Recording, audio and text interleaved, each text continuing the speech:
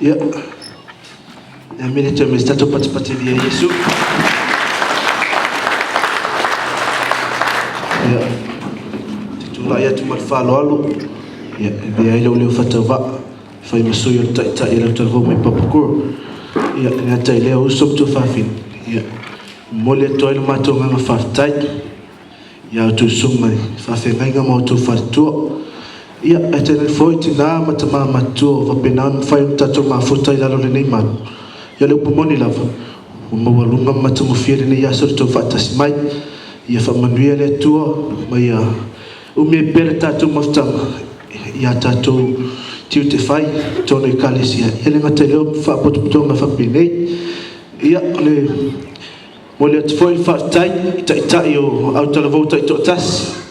Fa tai lo to awai mai ia ite fa moi foi fa tava arfana ia awali to ila langa ma fa manatu itu manga masanyai awa peta o tele ate tato ia le tato tu mo tato ngandu au tato mai au ma we tonu le ia tu ia lo fare tu ma pui ala lava penao na tu uia pe a tape fiali le ia so le ia so ai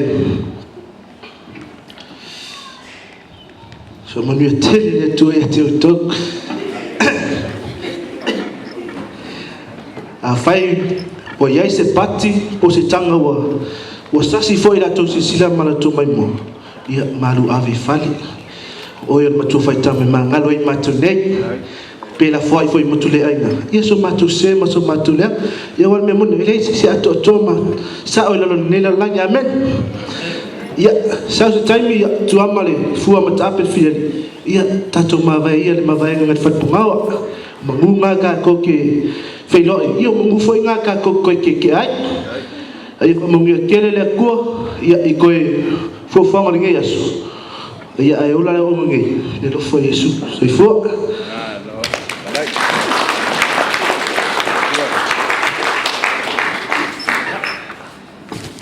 tai le talenga le muela fai fonga ta molio ia le talvo ia awai ta to manon yes ole a ta to walo ta to maftanga i uma vota to proclame to stemi vatu se faftai ya ai manatu alala mai per melo e la lai le la ayo mai le nga sese ya tu fa mai lo to maftanga ya mole le sunga fa ngai ngai apati e havia stato fa mangalo molto maftang ya on halo le talingo su